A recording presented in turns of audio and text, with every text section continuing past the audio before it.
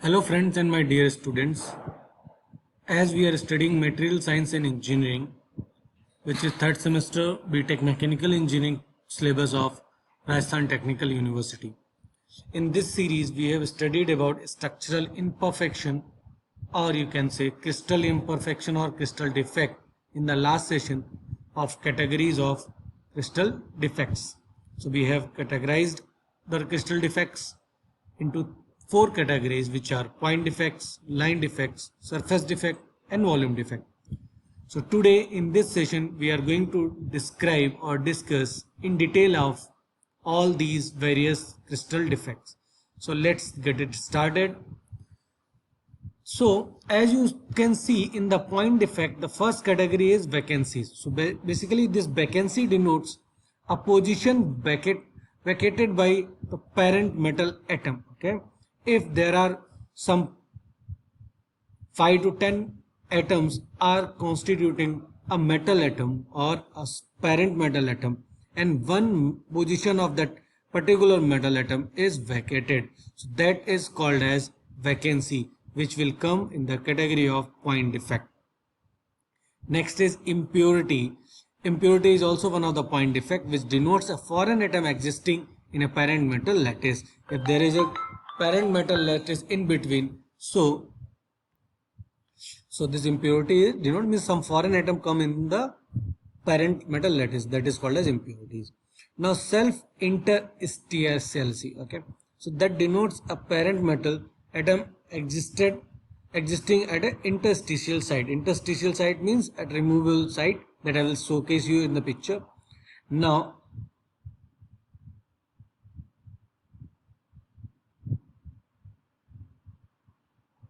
we came to this Frankel defect, which denotes a vacancy and self interstitiality existing together. Means if one vacancy will be there and one self interstitiality will be there together in the neighborhood, that will create a Frankel defect. And the Schottky defect occurs in ionic solids. Ionic solid means NaCl like, okay, Na positive and Cl negative, okay.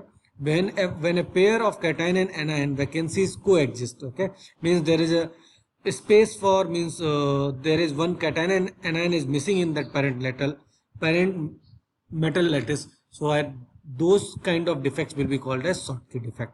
Like one Na positive and one Cl negative move from lattice to keep ionic lattice in neutral state, so that is called as Schottky defect. We are not going in detail. This is the formula of vacancy concentration, which is Nb by Nt is equals to e to the power minus E by Kt, where E is activation energy or enthalpy of formation, and K is Boltzmann constant, and T is absolute temperature. Okay. Now the reason for the formation of point defect is high energy particle radiation in laser beam machining and electron beam machining, LBM and EBM, permanent deformation processing, which is cold working or hot working. These are the basic reasons for the formation of point defects.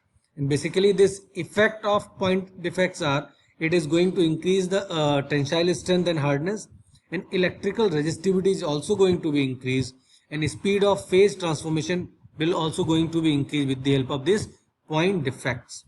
And resistance to deformation, these are the definition of strength and hardness, you can go through.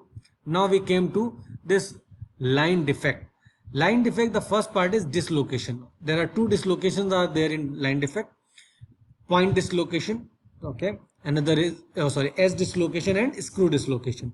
So dislocation is defined as the boundary between the slipped and unslipped position of a crystal. As you can see in the picture, this is your dislocation is there from this place to other place if it is jump, okay, so that is called as edge dislocation, only due to the shear stresses, not tensile and compressive, okay.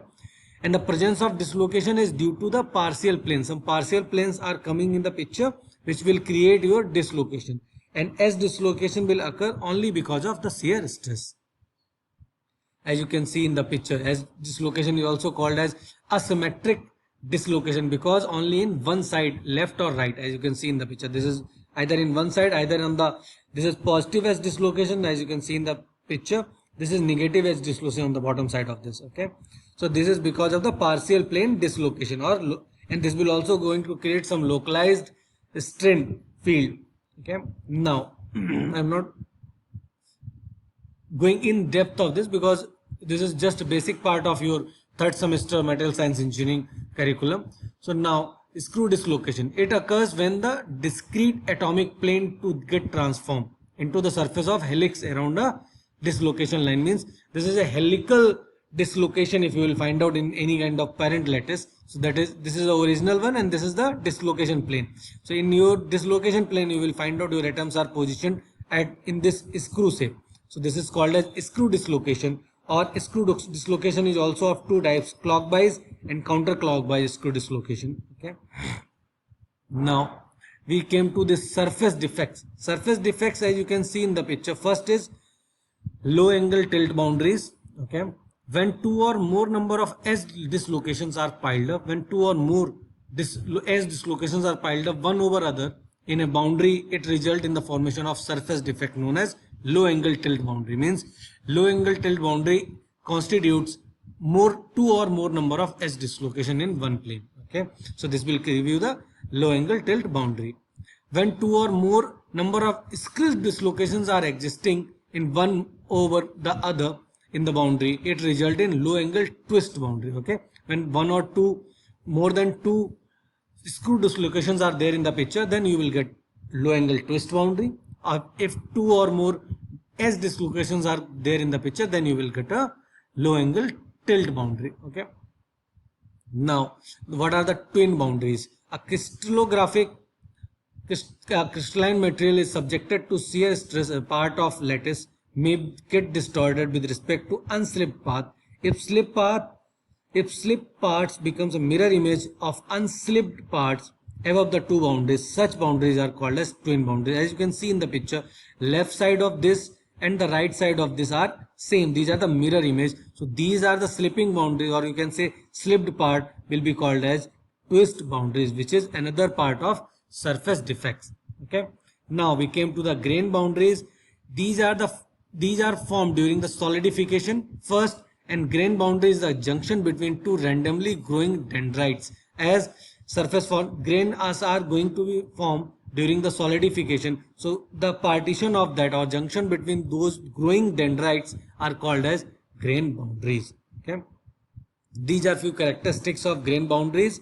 Like grain boundaries are the regions for oriental mismatch. They are regions for heavy impurity concentration. They are low melting point regions. They are regions for high energy, as you can see. So these are the characteristics of grain boundaries. Okay.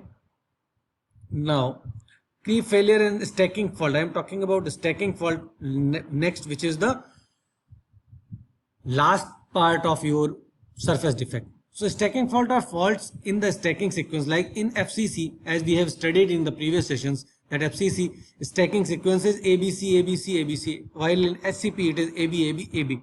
But if there are some missing in this sequence, like C is not there in the picture, so that is called as stacking fault, which is a surface defect. Stacking fault results in a net rise in potential energy.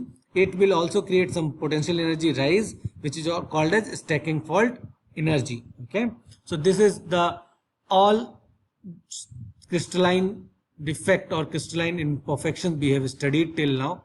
I'm just going back to the categories of this. We have studied vacancies, impurities, self-interstitiality, Frankel defect, Schottky defect. Then in the line defect we have covered S dislocation, screw dislocation.